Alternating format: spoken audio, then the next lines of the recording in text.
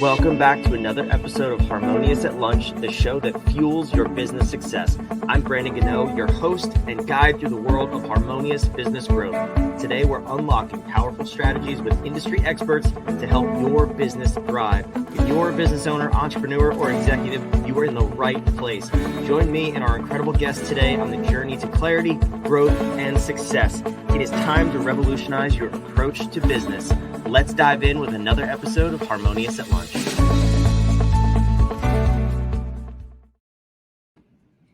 Welcome back into some more bite-sized business advice. And today we have a very special episode, a bonus episode actually. And I have an amazing guest with me today. We're going to talk about boosting your profit, the 3 or maybe 10 levers you can pull to boost your profit as a small business owner. And I have an amazing guest. I was just on her podcast, so we'll link all that down below. But Marcia Riner, aka the Profit Booster, is here with me. Welcome to the show, and thank you for being here. Awesome, thanks, Brandon. And I love the idea of bite-sized, ideas, because we're in this like time where it's like, okay, let me just take a little nugget and do that because we're so short in our time that, we have or want to spend on things. So I love these little bite-sized ideas. Yes, it's that. And we also have an obesity problem in this country. So we need bite-sized podcasts. Exactly. Good thing, though, you're not going to gain any weight by listening to this podcast. As a matter of fact, actually, maybe you will, because you're going to have a boatload more money in your pocket and you can go spend it on whatever food you want. But, I love it. Marcia, I'm excited to jump in. I did say this was a bonus episode, and that's very true. I am in the middle of a 2-month recording break. We had such a surplus of episodes, doing them daily even, that I was like, I have to pause. A guest can't be waiting 4 months to record their episodes. But every now and then you meet somebody who's just so next level and their topic is so out of this world that you have to record and you have to put it in the lineup. So I am honored to have this episode with you, and I'm excited to dive in. So I want to hear a little bit about what you do and what are these profit boosting levers that we're going to be talking about. Yeah, well, thanks so much. And wow, talk about giving me, high hopes, right? No pressure, right? You boosted my image as well. So thank you so much. So yeah, my company is called Infinite Profit, and I help growth-minded business owners to do really 2 things with a third benefit: increase revenue, drive growth, so that someday you can recapture that investment of blood, sweat, tears, nights, weekends, whole lot of your savings, your lifetime that you all put into your business, and you can sell it sometime in the future and get a maximum value for it. There's so many businesses that just end up on the floor and the doors close and, without really thought of, I could have done something years before, or even when I started and opened a business that would allow me to sell my company sometime in the future. So that's kind of the driver behind what I do. Yeah, it's so true. It's beyond unfortunate, but that was part of the reason I started this show, because I saw all those businesses out there just confused and maybe listening to wrong advice, the wrong people, and they end up having to close or lay off people. And I said, you know what? I just want to put on a show that's fun. First and foremost, we got to have fun, but then also with really reliable information that can give people that beacon of hope in the times that they need it, and also the really good information too. So I have to know, though, when you're working with businesses, where do you typically find people in, I guess, in the range of profitability? Like, why are they seeking you out? What's going on with their profitability? Well, they've hit a ceiling, right? The common growth factors that you talk about too, they've hit this ceiling. It's probably, again, around $1 million in revenue that they've hit this wall. And truly what got them there, can't get them to move forward in their current model. So my customers are already in momentum. They're, I'm not going to make the cash register ring for the first time. But once they're in that momentum phase of their business and they've seen some success, they forget about a lot of little tweaks that they can do in their business. And so they're looking and they're struggling. They're trying to add more.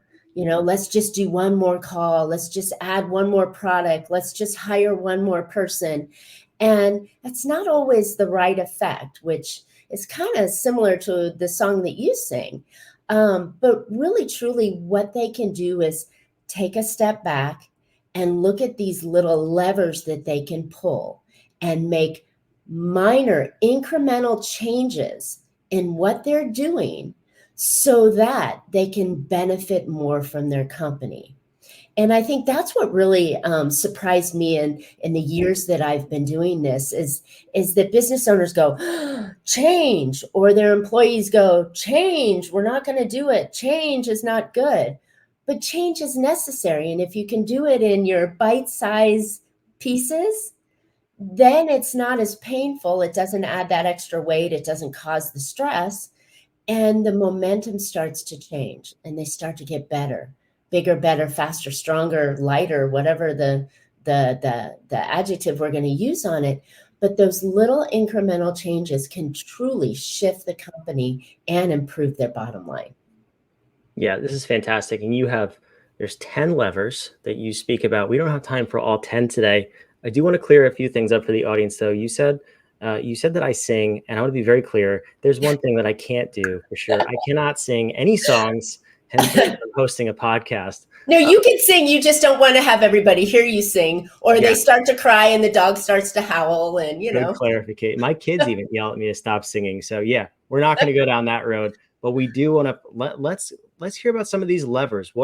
Let's go with the big three. What are some things that business owners can do, like immediately after? You have to finish the whole episode, but after they hear the episode and leave a comment and subscribe, what then can they do to start increasing profit in their business? You know what? And I'm going to say this with just a little bit of warning that my strategies are not sexy. They're not super cool. We're not flipping an AI switch. We're not doing all those crazy new fantastical things that you got to do to jump on a bandwagon.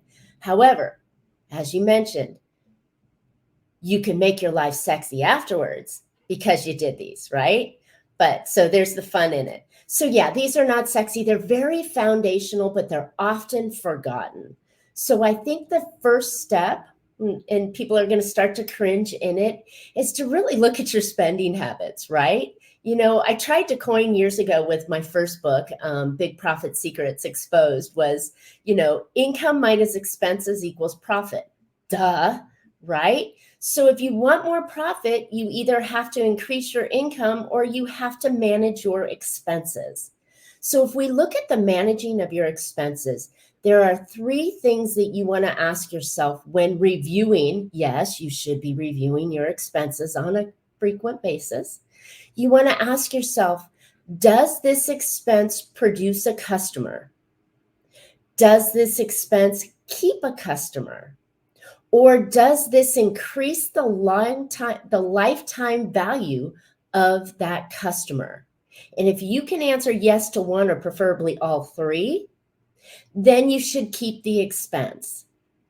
If it doesn't, you may want to kick it to the curb for a little while because, a lot of and I'm not beating up tax professionals because I love my CPAs out there, but they're often looking backwards. How can we get you a tax break? Let's run your entire lifestyle through your business. Therefore, you can write it off. Yes, but it affects your profitability.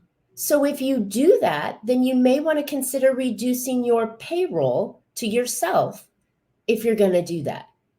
So I think that when you're looking at the amount of money you spend, be very frugal in your business and your bottom line will improve dramatically.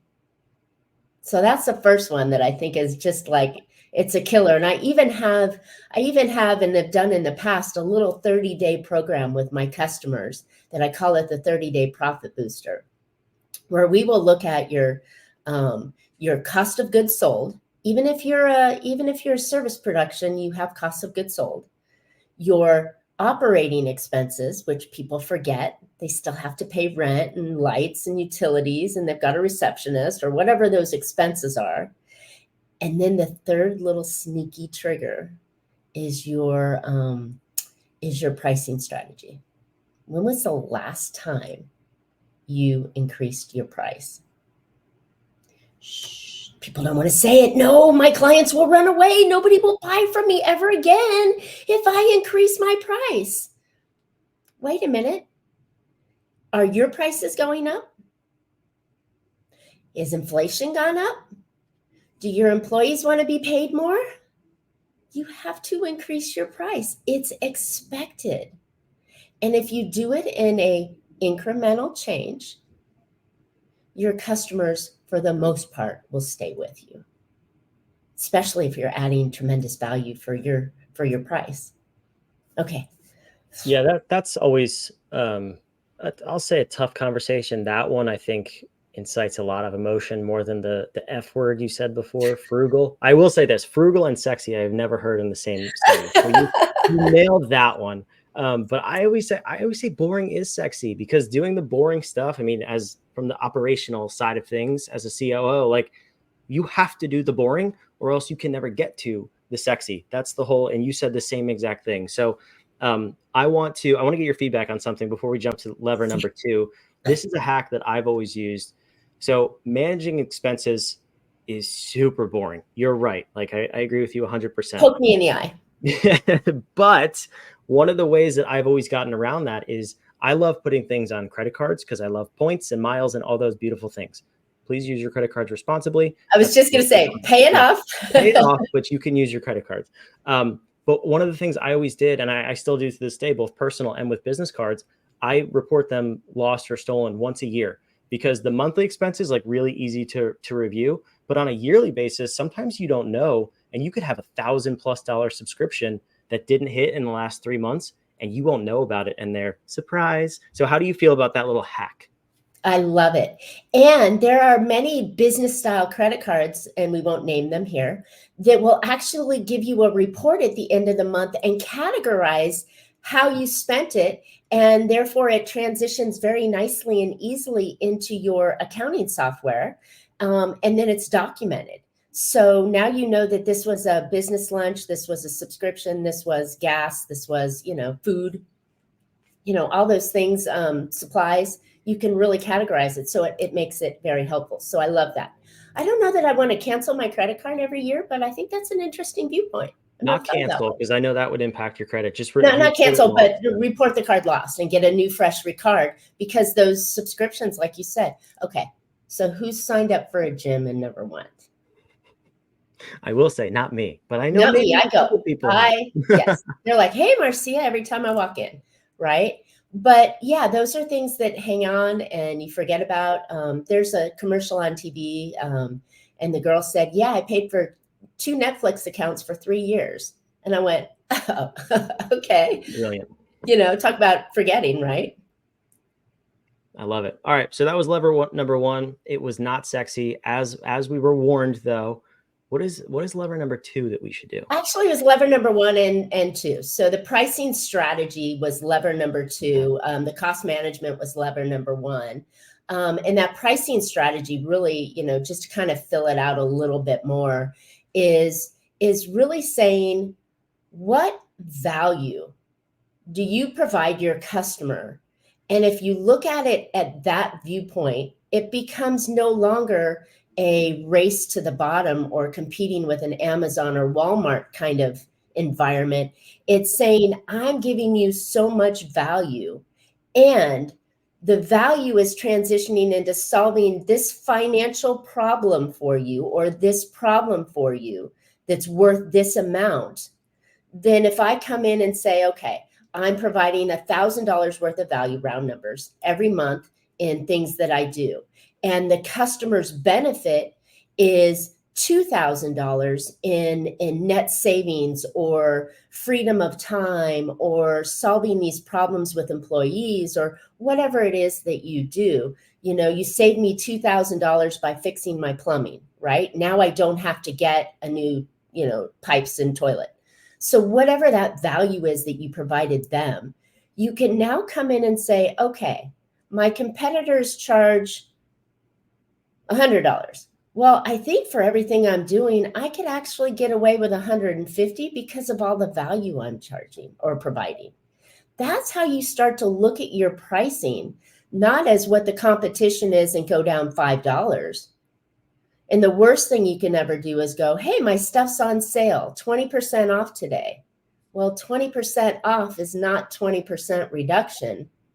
It's even more than that when you look at the numbers and how they pan out, because you still have operating costs, you still have cost of goods sold. So that price is really affected a lot more. So looking at your pricing strategy and ideally increasing your price to what you're truly worth and to a point where your customer says, yeah, okay, I could go this way, but I think for everything you're offering and the benefit that I'm getting, maybe it's you're just showing up on time, right? I'm willing to pay that because that's what I want. Yeah, I've heard, I don't know who said it or who originally said it, but I've heard the saying, there's no benefit in being the second most expensive. There's only a benefit in being the most expensive and the cheapest. I don't I recommend the think I third think that either. was Dan Kennedy, but I may be wrong. We'll give it to Dan Kennedy. Thank you, Dan, Yeah, for using that. I agree. I agree. There's no benefit for being the second lowest price, or the second highest price. So you might as well be what you think you're worth and add value and solve their problem. People are willing to pay for convenience, for solving their problem. I mean, look at that. You're willing to pay for Amazon a monthly fee so you can get your stuff that day or the next day, and you would rather pay Amazon the extra fees than going directly to the consumer and waiting a week and a half to get your product, or getting in your car and go picking it up. Oh, God forbid we have to leave our homes. It's crazy. Yeah, I agree with you. Yet most business owners do use the previous strategy you mentioned, which is, what is the Race to the competitors? bottom. Cut it by $5 or Yep. some version of that. Yes. Okay. Yeah. And it's terrible. Look And at it that. really, truly, truly, truly affects your bottom line in ways that you have no idea unless you run the numbers. And I'm sorry to say, your accountant and your tax professionals are not running your numbers. That's on your shoulders, business owner. So if you don't know how to do it, there are great ways to figure out how to do it. There's Google, there's hiring people like yourself or myself to help you be able to see what's truly going on in your business and understanding that so you can get the results that you're looking to achieve. Yeah. Amen. I want to get to lever number 3, but before we get there, you have a really cool tool that the listeners can use. Would you mind sharing what that is real quick before we jump over to lever 3? Absolutely. Talking about AI, I'm dating currently Chad GPT. I So called him I've Chad been, too. That's so I funny. am, right? I mean, he knows me so well and he's helped me so greatly. It's the best virtual assistant I've ever seen, to do the things that I want him to do. But Chad helped me create a calculator. And this is a business profitability calculator that is a private GPT. So I created it inside of Chad. And so it's super simple. If you just go to boostingprofit.com/calculator, there's a free calculator that all that information in there, and I say it on the front page, is 1,000% private. I don't see any of your data. I just know that you went there. But what it's going to do, it's going to help you figure out how profitable you truly are. And when you see that, then you can go, oh, wait a minute, right? Now I can start making better decisions. So it's a fun tool. I played with it. It's great. It gives you answers immediately. You put in a couple of different factors that you should know. And if you go to boostingprofit.com/calculator, you can play with that. I literally just entered my email as you were talking about it, because that blows my mind that it's a custom GPT. So that's super cool. For those of you Right. listening, also go over there. But again, after the episode, we're not done yet. We have one more lever. That's right. So Marcia, this has been fantastic. But I want to know, what is the third thing? You covered 2. I mean, I think massive issues or potential leverage points, we'll call them. I don't know, but ways to boost our profits in our businesses.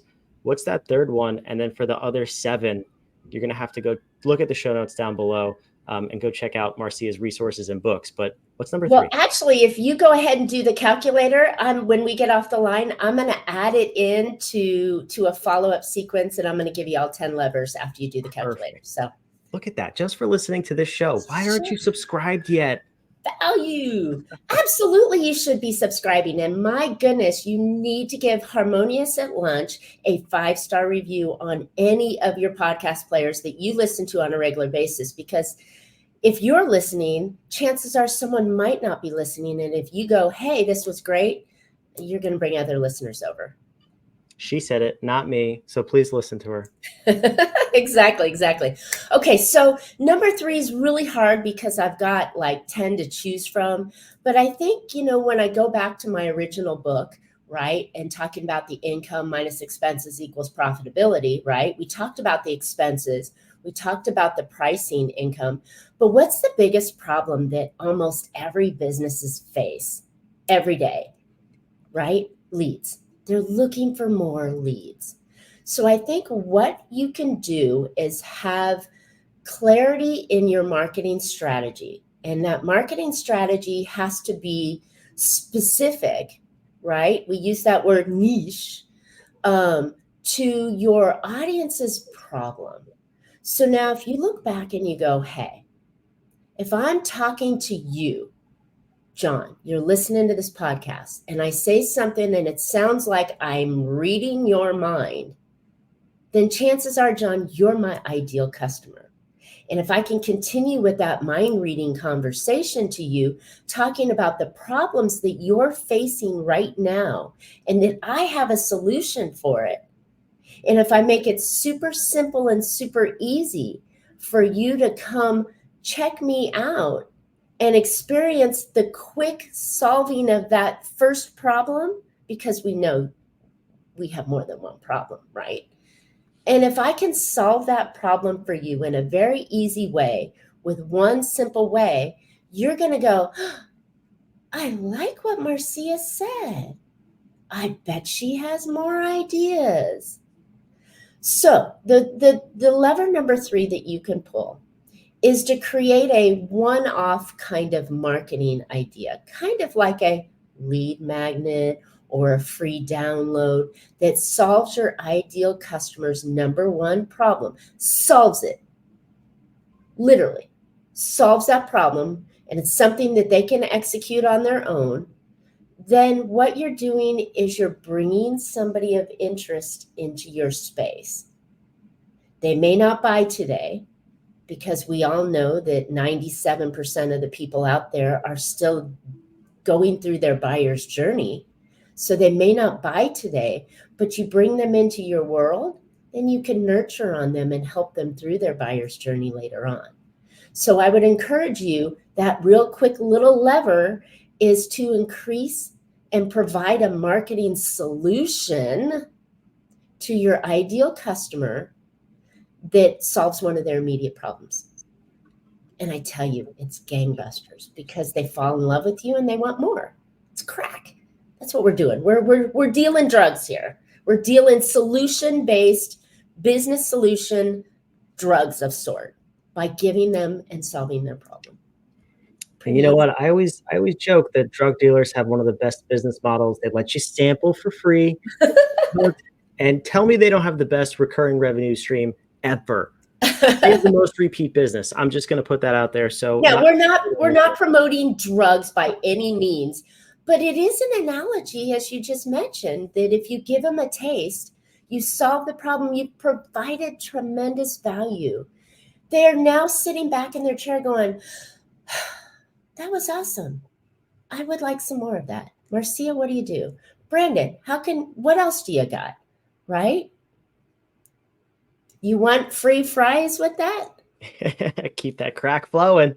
Right? So little things. Now, remember, I'm not telling you to change your whole business model. I'm not telling you to stand on your head or go fly airplanes around with a streamer behind it. These are little itty bitty things that you can do and add or change to your business model that will dramatically increase your profitability. I love it. Marcia, this is so fantastic. Besides the profit boosting calculator, anywhere else the listeners should go to check you out? Besides, also, let me add this in. Your podcast, which I was on, that episode will be linked down below. But where else should the listeners go check you out? So my podcast is called Profit with a Plan. 5.5 years going. Just love this podcast platform. Just really makes me happy. But you can find me. I'm always on social media talking about increasing revenue and driving growth so you can eventually sell your company. You can find me at Marcia Riner on any of the social platforms except for like TikTok and whatever the X thing is now, but the traditional ones. And I'm always adding value. So I try to add and give you ideas, get you thinking differently outside the box so that you can go, wow, I like the way she thinks. What else does she have that can help me? I love it. This is awesome. All of those links down below. Marcia, thank you so much for being here. Thank you for having me on your show. And listeners, did I drop the ball? No, we delivered. This is why she was a bonus episode. This is why we had to put it in the lineup immediately, because this is the kind of stuff that's going to get the stress off your shoulders. That's what we want. If you run a more profitable business, you don't have that financial stress. You can make better decisions. And she said she's not going to change your business model, but I will, because we want you to work less and have less stress and make more money all at the same time. So thank you for being here. Marcia gave you all the instructions. Go leave a review, go subscribe, go leave a comment, come back for more tomorrow. I can't wait to see you there. Thanks for listening to Harmonious at Lunch. We'll see you on